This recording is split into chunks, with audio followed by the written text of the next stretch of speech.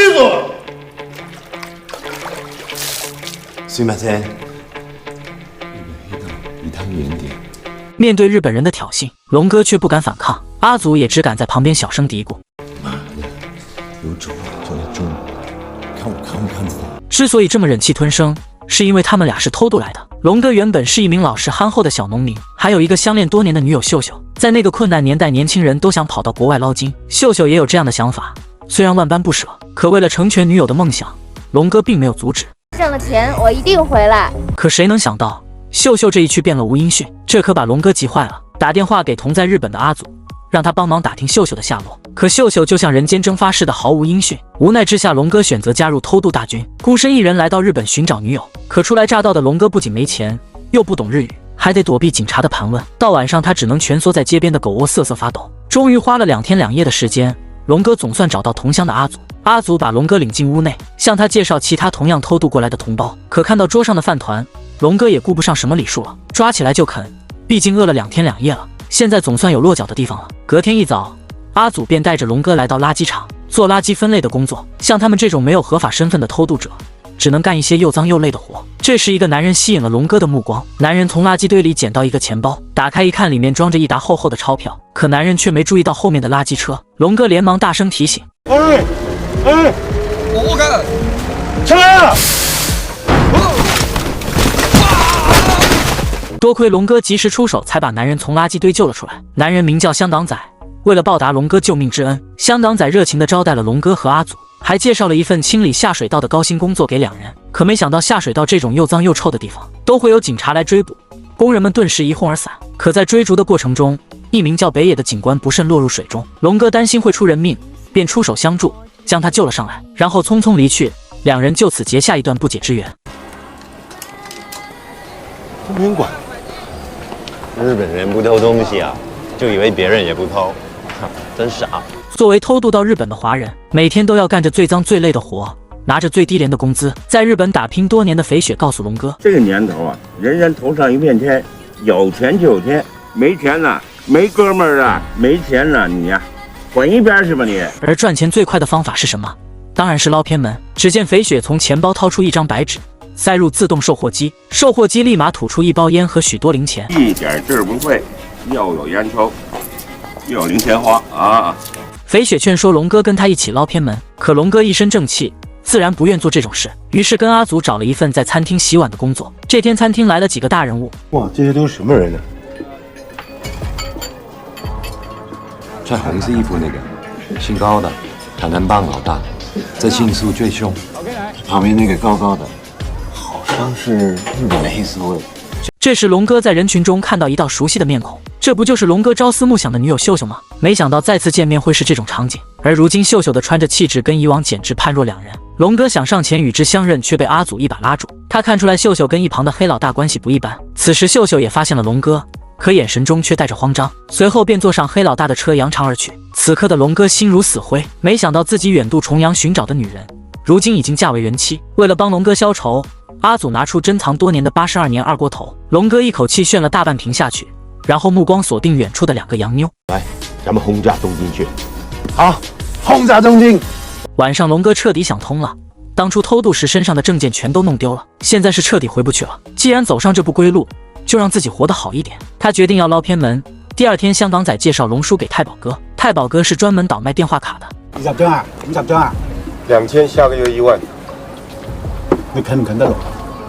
我人多。龙哥将电话卡分配给兄弟们，虽然能够小赚一笔，但还远远无法让龙哥站稳脚跟。你要賺得更多，用假卡。于是龙哥开始使用假信用卡，让兄弟们打扮成游客的模样，去商场大量购买奢侈品，然后去黑市倒卖掉。还让太保哥在游戏厅里的一台游戏机上做手脚，每天都能图几万日元的钢珠，稳赚不赔。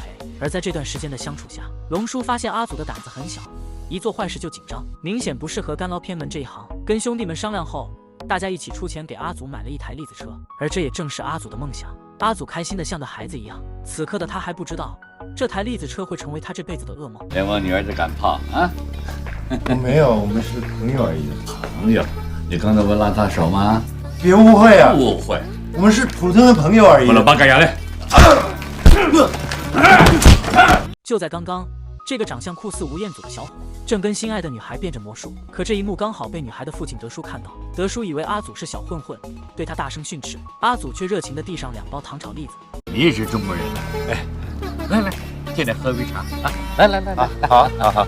进入店内，德叔却一改嘴脸，不仅将女儿赶了出去，还命令手下将阿祖一顿暴打。阿祖浑身是血的回到家中，大家纷纷关心地围了上去。从肥雪口中得知，德叔是一位老华侨，因为有日本黑帮的撑腰，平日里经常欺负他们这些偷渡客。而今天德叔不仅把人打了，还把栗子车给扣了。龙哥站起身就要去为阿祖讨回公道，可其他人却不想招惹德叔。兄弟有事我们都管，是不是以后我们每个人有事我们都管？也有总的留下的事。说完便转身离开，唯独香港仔不放心龙哥跟了上来。来到德叔的店门口，一张告示吸引了龙哥的目光。看到告示上的文字，龙哥怒火中烧，不管2名小混混的阻拦，一把将告示撕下。德叔听闻动静后从店内走了出来，龙哥要求德叔归还栗子车，并向阿祖道歉。看到龙哥他们只有2个人，德叔露出一脸不屑的表情。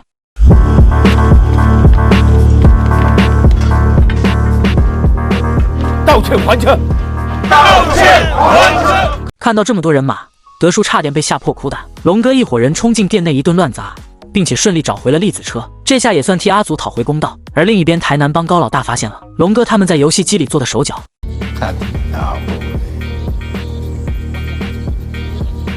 放回去。到了晚上，阿祖在游戏厅门口卖糖炒栗子，尿急的小弟让阿祖进去帮忙看一下机器，可刚进去屁股还没坐热，就被台南帮高老大抓了个现行。你他妈好大胆子，搞我的店！我没有啊，你别误会啊，我是卖栗子的。可高老大根本不相信，阿祖想跑却被一众小弟死死按住。方便回来的小戴刚好看到这一幕，知道大事不妙，赶紧回去找人求救。高老大将阿祖带到巷子，质问他谁是幕后主使，可阿祖死活都不开口。高老大也不多废话，掏出一把匕首就在阿祖面前比划起来。胆小怕事的阿祖心里慌得一批，哎呦，拉屎了！可即便如此，阿祖依然不打算将龙哥他们供出来。高老大完全失去了耐心，命令手下将阿祖按在地上，然后用刀片在阿祖脸上留下2道永生难忘的印记。此时小戴终于赶了回来，出事了！姐给台南帮捉走了。什么？龙哥众人立刻起身前往营救，可这一边阿祖已经被高老大折磨得不成人形。怎么样？说不说？不说。高老大将阿祖拉到栗子车旁，将他的手强行塞入滚烫的热锅里，接着一铲子直接将阿祖的手剁下。此时龙哥等人姗姗来迟，看到龙哥的人马，高老大的一众小弟纷纷掏出家伙，可高老大也不愿跟他们火拼，于是放下狠话：你就是头啊！叫你的人永远不准再进来新宿，再给我抓到，我保证下场会比他更惨哦。随后就把阿祖推了回去。看着龙哥他们离去的背影，高老大隐约有些不安地说道：醒醒的啊，应该爱敢抬起来丢呢。夜晚，龙哥守在阿祖旁边，看到自己最好的兄弟变成这样，龙哥悲痛万分，暗自下了一个决定。次日清晨，龙哥独自一人潜入了高老大的地盘，然后躲在暗处伺机而动，却听到高老大正和三合会小渡川密谋，准备干掉副会长江口，而江口正是龙哥昔日女友如今的丈夫。没过多久，江口便应邀前来与高老大谈判。谈判的过程中，只见高老大缓缓从身后抽出一把砍刀，江口也隐约意识到了什么，下一秒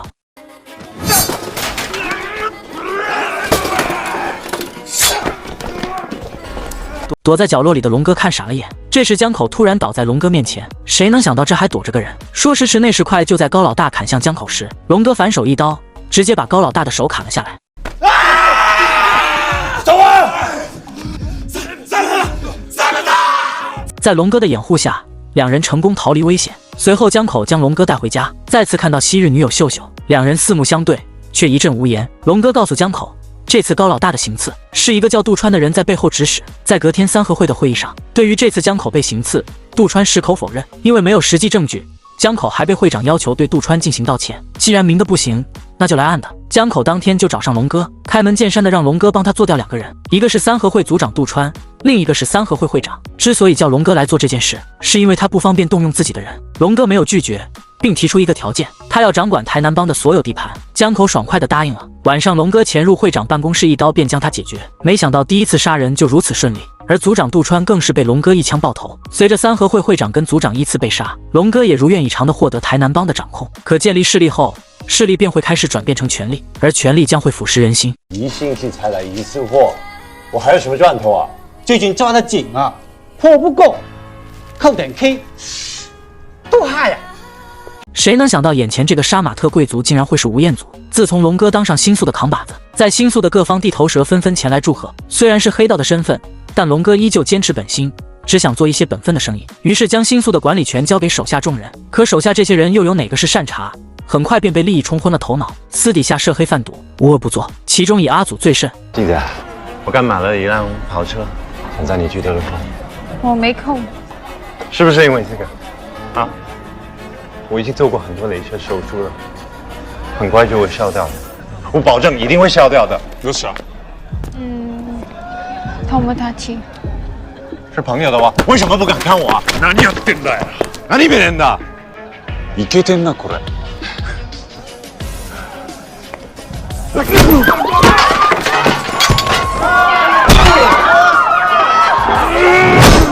这很快便引起了三合会背后大佬的不满，他不能容忍一帮中国人在自己的地盘肆意妄为。可龙哥是会长江口亲自任命的，于是便打电话问责江口。此时的江口已经被野心吞噬，根本不把大佬的话放在眼里。眼见江口已经失控，大佬决定将他做掉，而实行这个任务的正是江口的得力部下中岛。另一边，北野找上门告知龙哥，警视厅已经将他们视为日本最大的外国人犯罪组织。被蒙在鼓里的龙哥这回才知道，原来手下一直都瞒着他从事非法活动。北野给了龙哥一个选择，如果龙哥愿意指控江口，警视厅会对这些人从轻发落。为了保全身边的人，龙哥答应跟他合作。晚上，龙哥带着北野来到众人的据点，看到龙哥竟然带着警察过来，引发了众人的不满。可他们不知道的是，此时中岛跟前台南帮高老大带着大批人马已经抵达。你怎么连毒品你都敢碰？你可别冲着我啊！我一个人能成得了事吗？原来你们全部在搞毒啊！啊！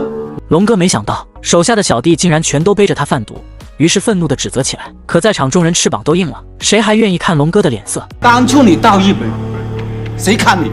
没有我，你食屎啊！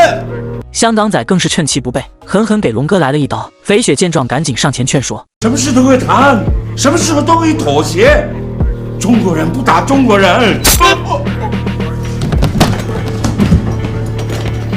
你見我財務咧，就即係我，你估我點啊？此時的香港仔早已被利益熏心，上前想要了結龍哥。突然一塊石頭從窗外飛入，砸在香港仔頭上。龍哥往窗外一看，只見樓下黑壓壓一片，全是中島跟高老大的人馬，他們已經被包圍了。無數的石頭從窗外砸入，屋內瞬間亂作一團。阿祖想從大門逃離，可大門早就被台南幫的人馬堵住。阿祖上前放了句狠話：接走你們，你們全部都死定了！看到高老大凶狠的嘴脸，昔日被砍手的阴影涌上心头，瞬間就慫了，連滾帶爬的往樓上跑，卻被一刀刺中腹部。而樓上的江口想從窗戶趁亂逃走，卻被樓下的中島一槍擊中。臨死之際，他把裝有三合會犯罪證據的 U 盤交給了龍哥。樓下的人馬瘋狂湧入，兄弟們一個接一個死去。龍哥跟北野從一旁的防火梯爬了下去。此時警方的人馬也趕到現場，北野脫離了危險，龍哥獨自逃離。在一個隱蔽的角落，龍哥看到奄奄一息的阿祖。原來我還是個膽小鬼。看着阿祖散落一地的腸子，龍哥痛哭流涕。中島的人馬很快追了上來，面對前後夾擊，龍哥已經沒有逃跑的力氣。中島一槍擊中龍哥，此時警察及時趕到，將中島等人一波團滅。隨後北野沿着地上的血跡，在下水道找到重傷的龍哥，但龍哥肺葉被打穿，已經沒有救了。龍哥把 U 盤交給北野後，身體便被水流沖走。一場華人在日本的黑幫史就此落下帷幕。